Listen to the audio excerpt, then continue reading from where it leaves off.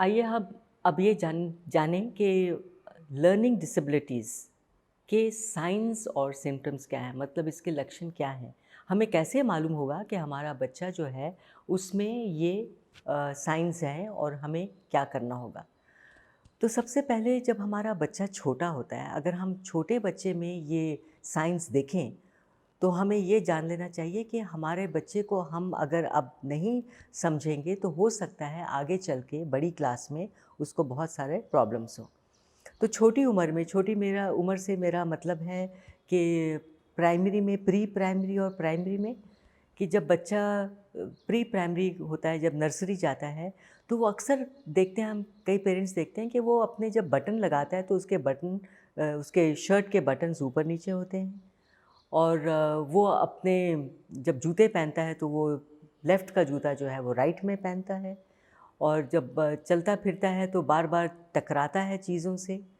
जब उसके आप कहते हैं कि मदर कहती है कि जाओ बेटा जाके मेरे कमरे में जाओ, वहाँ मेज़ के ड्रॉ को खोलो, उसमें एक ब्लू रंग का पेन है वो लेकर आओ। तो बच्चा पहुँच जाता है कमरे में टेबल के पास, लेकिन फिर भूल जाता है, उसे याद नहीं आता कि मेरी मदर ने मुझे क्या कहा था। तो जब आप ऐसी चीज़ों को देखते हैं तो आपको ये समझ लेना चाहिए कि मेरे बच्चे में कुछ है, कुछ कमी है, मतलब कि जैसे ये एक सिग्नल है, आपको मिलता है कि ये सिग्नल है जो आपको बताता है कि आप अपने बच्चे को और ऑब्ज़र्व कीजिए और देखिए कि उसमें और कौन-सी ऐसी चीज़ें हैं जो दूसरे बच्चे बहुत अच्छी तरह से कर लेते हैं, लेकिन मेरा बच्चा नहीं कर पाता। जब बच्चा बड़ी क्लास में आता है, जैसे कि 3rd-4th में आता है, तब तक इतने साइंस जो हैं वो इतने ऑब्वियस, इतने आसानी से मिलते नहीं हैं। लेकिन 3rd-4th में आने के बाद जब वो लिखना शुरू करता है, तो आप देखते हैं कि आपका बच्चा बी को डी लिखता है। और हिंदी में जब वो लिखता है तो मात्रे जो होते हैं, मात्रा जो होते हैं, छोटी ई की मात्रा, बड़ी ई की मात्रा, इसमें वो गड़बड़ करता है। और बहुत अच्छी तरह से उसको जो लिखने के लिए जो कॉम्पोज़िशन दिया जाता है वो लिख नहीं पाता। और जब उसको टीचर पूछती है तो वो बहुत अच्छे से जवाब देता है, लेकिन जब टीचर कहती है चलो अभी मुझे लिख के बताओ, तो वो लिख नहीं पाता। तो ये चंद साइंस हैं जो कि आपको ये बतलाते हैं कि मेरे बच्चे में कहीं न कहीं कुछ कमज़ोरी है। मैं कमी नहीं कहूँगी, कमज़ोरी है, क्योंकि कमज़ोरी को हम करेक्ट कर सकते हैं, उसको हम ओवर पावर कर सकते हैं। तो जब हम ये तमाम साइंस देखते हैं अपने बच्चे में, तो हमें होशियार हो जाना चाहिए और हमें टीचर से बात करनी चाहिए। तो टीचर से बात करने पे आपको ये मालूम होगा कि क्या मेरा बच्चा स्कूल में भी इन्हीं चीज़ों में पीछे रह जाता है? तो फिर टीचर के साथ मिलकर हमें किसी क्लिनिकल साइकोलॉजिस्ट के पास जाना होगा। जो क्लिनिकल साइकोलॉजिस्ट हमें ये बतलाएगा कि इसका आईक्यू जो है वो बिल्कुल नॉर्मल है, लेकिन उसको रीडिंग, राइटिंग, मूवमेंट्स में डिफ़िकल्टी हो रही है। तो इसको हम किस तरह से ओवरकम करेंगे, किस तरह से हम इसको हल करेंगे। तो फिर वहाँ पर हम रेमेडियल एजुकेशन शुरू करते हैं। जैसे अगर आपको खांसी हो तो आप क्या करते हैं? आप खांसी की दवा लेते हैं ना?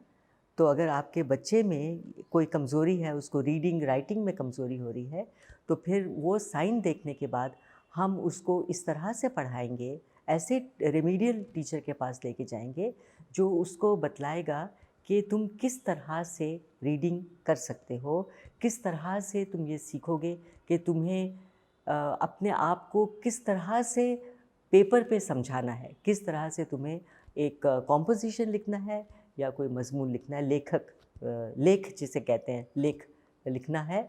तो ये बातें जो हैं वो रेमेडियल एजुकेटर बताता है। और जितनी जल्द हो सके अगर हम रेमेडियल एजुकेटर के पास पहुँचे तो वो बच्चा जो है वो इन तमाम मुश्किलात से बाहर आ सकता है। अगर हम देर कर दें तो फिर बड़ी क्लास में जाने के बाद वक़्त ही नहीं मिलता, क्योंकि पेरेंट्स जानते हैं कि बड़ी क्लास में कितना ज़्यादा पोर्शन सिलेबस हो जाता है, वहाँ पे रेमेडियल एजुकेशन के लिए वक़्त ही नहीं रहता। संवाद यानी कम्युनिकेशन। कम्युनिकेशन में किसी तरह की कमज़ोरी, कमी या कम्युनिकेट करने की काबिलियत अगर ना हो, तो क्या इससे बच्चे की पढ़ाई पर असर पड़ता है? क्या उसकी पढ़ाई इससे प्रभावित होती है? तो पहले ये समझें कि कम्युनिकेशन हम किसे कहेंगे? क्या हमेशा ओरल जो ज़बानी जो कहा जाता है, जो बच्चा बोल कर के हमें समझाता है, उसे कम्युनिकेशन कहते हैं? या हम ये भी कहेंगे कि टीचर या हम एज़ पेरेंट्स जो बच्चे को बोलते हैं, क्या वो उसे समझता है अच्छी तरह से? या बच्चा जो हमें कह रहा है, हमसे जो कह रहा है, क्या हम उसको समझते हैं? हमेशा ये मान लिया जाता है कि जो बोला गया वही कम्युनिकेशन है, लेकिन कम्युनिकेशन जो है वो है समझने की काबिलियत।